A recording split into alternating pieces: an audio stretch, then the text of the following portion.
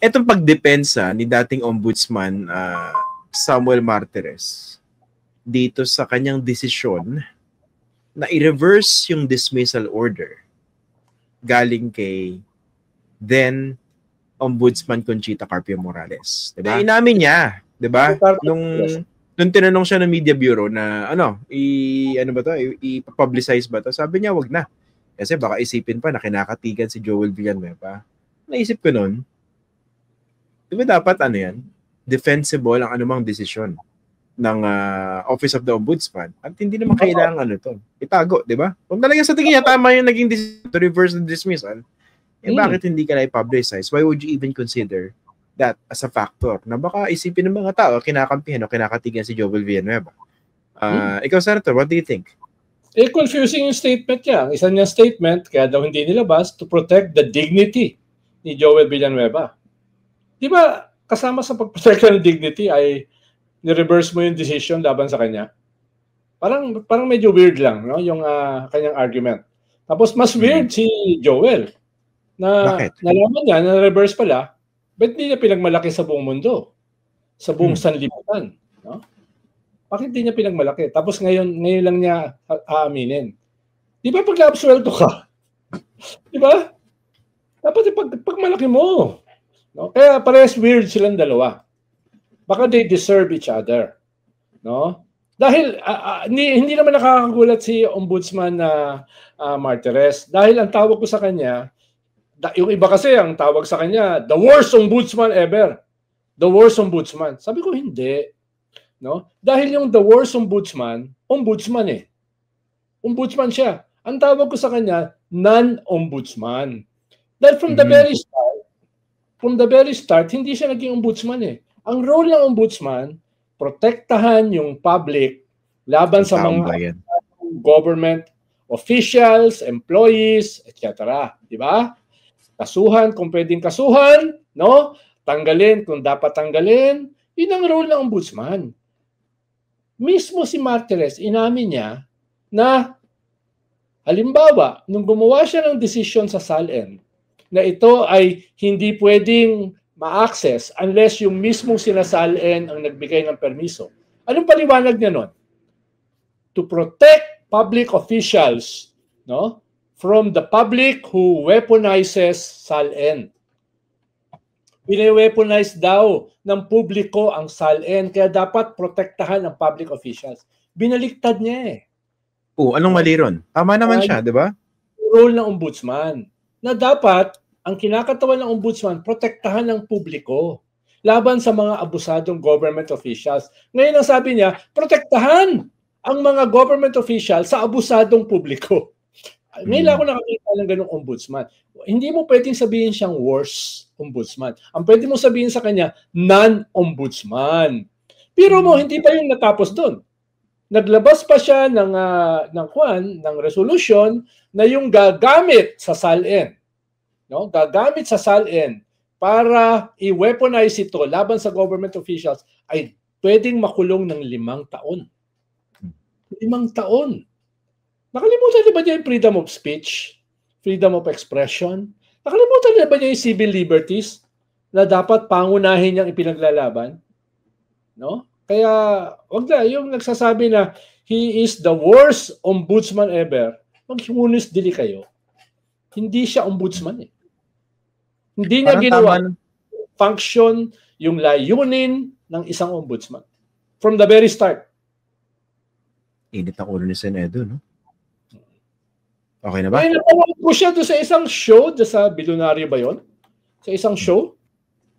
Ang lakas pa ng loob niya na depensahan yung kanyang posisyon. Grabe! Grabe! Panood mo yun? Yung isang show? At taga. Ito. May nag-comment na nga, sabi ni John Sanchez na mag-react daw tayo sa interview na yun. Ito na yung ginagawa natin. Oo. Pero ako hindi na ako nagulat eh. Di ba very consistent naman siya? Correct. Ayun lang ang inaasahan ko kasi dati kang Supreme Court Justice, dati kang Ombudsman, may minimum ka naman na hiya. No? Minimum lang, kahit konti lang. No? Parang dito, pag nandito ako sa Fox First, mahihain ako eh. Unless hindi mo napapansin. Yung gano'n lang, yung inaasahan ko, lahat naman tayo, kahit yung pinaka makapal ang mukha, kahit yung pinaka walang hiya, no? May kaunti pa natitirang hiya. Pero nandun siya, pinagmamalaki niya yung kanyang ginawa. Medyo weird, no? Ayun lang, sana ito lang for the record, no? Bukas yung sana pinitik-pitik ng konti. Hindi ba napitik? Kahit konti lang. Hindi ba napitik? Parang hindi masyado eh. Ganun ba? Ito for the record, no? Bukas itong Facts First podcast dito kay former Ombudsman Samuel Martires. And in fact, we invited him. Talaga? Oo. Oo. Pakitanong yung response. Pakitanong. Ang galing. Ano yung response? Scene zone. para pala sa StoryCon. Iniimbita rin siya ron eh. Scene, pero no response. Doon din pala. Ito lang yan. Isa pang weird doon. Naparinig yung panayam na yun eh. And may isa siyang binanggit doon. Sabi ko, masyado na yata itong conspiracy theory. Yung sinasabi niya, kita nyo, anong pinag-uusapan ngayon? Ako, Samuel Martires, nadadivert na rin attention galing sa flood control. Teka lang. Parang related pa rin yung sa flood control, no? Kasi yung naging subject ng kanyang reversal ruling ay nadidikit dito sa issue ng flood control. Parang wag naman tayo masyadong imaginative or creative in our angling or reading of things that are happening around us. Hindi naman to ginamit para i-divert yung attention sa flood control. Diyos ko naman po, no? Napakalaking issue ng flood control para mag-divert gamit ang isang Samuel Martires. Hindi ba pwedeng marami rin talagang dismayado? Marami rin talaga yung at the very least ay nagtataka at nagdududa, nanggagalaite in fact, nanggigigil doon sa reversal ruling. Di ba? Pero pabalik yung interview na yun. Ang controversial niya na decision, yung itigil ang mga lifestyle check. At dinipensahan niya ito. Ang sabi niya kasi, walang pakialam ang publiko na makialam sa lifestyle ng mga public officials no matter how distorted yung values nitong mga officials na ito. No? Hindi kayo pwedeng makialam, no? Dito sa lifestyle ng mga public officials. Kahit napaka-distorted, kahit napaka-luho, no? Kahit napaka-raming mga nepo babies at saka nepo wives, no? Walang ganoon, no? So, para saan pa yung para saan pa yung code of conduct and ethical standards? Yun sana sasabihin ko, no? Para saan pa yun? Na bilang isang justice ng Supreme Court, bilang isang dating ombudsman, dapat at the minimum alam niya. Wala bang criteria yung pagpupunta ka sa Supreme Court? Wala bang minimum man lang na criteria?